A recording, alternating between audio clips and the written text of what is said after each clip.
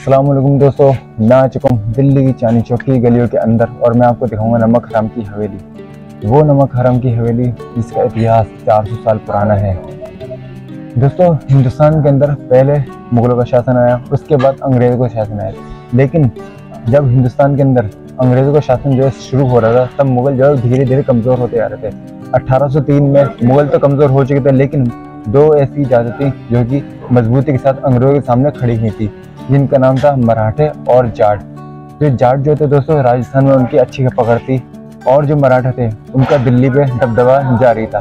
तो मैं आपको दिखाऊंगा वो हवेली जिसका इतिहास 400 साल पुराना है। तो जिस जगह मैं खड़ा हूँ दोस्तों, वहाँ पे इतना रश होता है, लेकिन इस टाइम जो है सुबह के 6 बज रहे हैं, इसलिए मैं आपको यहाँ का नज़ारा दिखाता हूँ।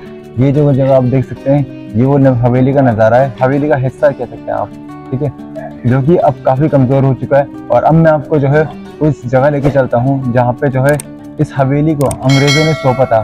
और कहा यह भी जाता है जो नमक हराम था, जिसका नाम भवानी शंकर था, उसका परिवार आज भी यहाँ, मतलब उनके वंशज हैं, वो आज भी यहाँ पे रहते हैं। तो अब मैं आपको उस जगह लेके चलता हूँ जहाँ पे नमक हराम की हवेली है, ठीक है, और उससे जुड़ा आपको इतिहास बताऊँगा। आइए।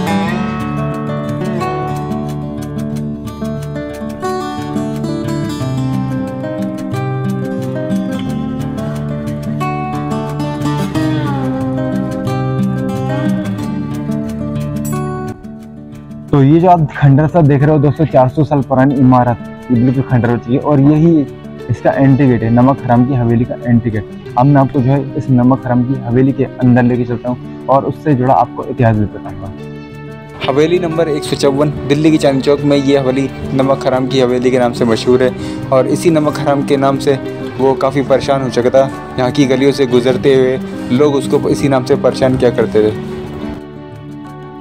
तो ये जो आप मेरे पीछे देख रहे हो दोस्तों, ये मेन हवेली का हिस्सा है, जहाँ पे आज भी उनके जो वंशज रहते हैं, पीढ़ियाँ दर पीढ़ियाँ रहती आ रही हैं। तो कहानी ये दोस्तों, जब मुगल जो है धीरे धीरे कमज़ोर होते आ रहे थे और उसके बाद जो अंग्रेज़ों का शासन आना शुरू हो चुका था, तो दो जात मैंने आपको बताई, मराठा और जाट, जो कि पावरफुल थी, उस ज़माने में भी पावरफुल रही थी। तो दोस्तों, आपने कहानी के समय यही पढ़ा होगा कि किसी महल के अंदर सेन लाने के लिए किसी एक नमक हराम की ज़रूरत होती है, और उस नमक हराम का नाम था दोस्तों भवानी शंकर, जिसकी मदद से अंग्रेज़ों ने हिंदुस्तान के अंदर जो है कब्जा करना शुरू कर दिया। तो दोस्तों, अब मैं आपको नमक हराम की जो हवेली है उसके अंदर का नज़ारा दिखाता हूँ और उसका गेट दिखाता हूँ। तो उसके अंदर जाने से पहले दोस्तों मैं आपको इसका दिखा दूँगा, इसका जो स्ट्रक्चर है ये देख सकते हैं आप, ठीक है, देखने से ही पता लग जाएगा आपको।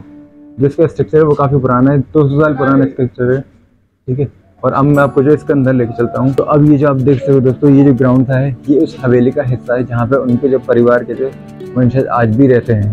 तो अब मैं आपको दोस्तों वो हिस्ट्री बताता हूँ जिससे इस जगह का नाम जो है नमक हराम की हवेली पड़ा था। तो जिस जगह के कोने पे मैं बैठा हूँ दोस्तों, वो ये नमक हराम की हवेली। और कहानी ये थी दोस्तों कि जब अंग्रेज़ों ने हिंदुस्तान के अंदर घुसने की कोशिश करी, तब उनको एक ऐसे बंदे की तलाश थी जो हिंदुस्तान के अंदर की जो खबरें दे सके, उनके अंदर की बातें बता सके, ठीक है, सेंध ला सके, मतलब कहते हैं। तो उस सेंध लगाने वाले बंदे का नाम था भवानी शंकर। तो 1803 में दोस्तों ये जो हवेली है यशवंत सिंह राव पुलकर के हाथों में थी।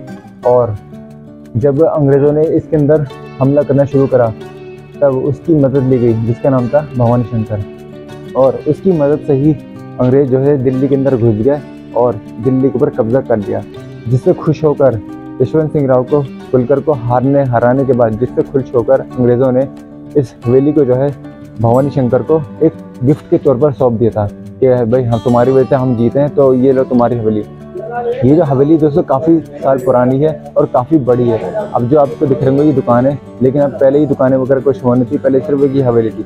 अब मैं आपको जो है इस हवेली का जो है एंट्रेंस गेट दिखाता हूँ।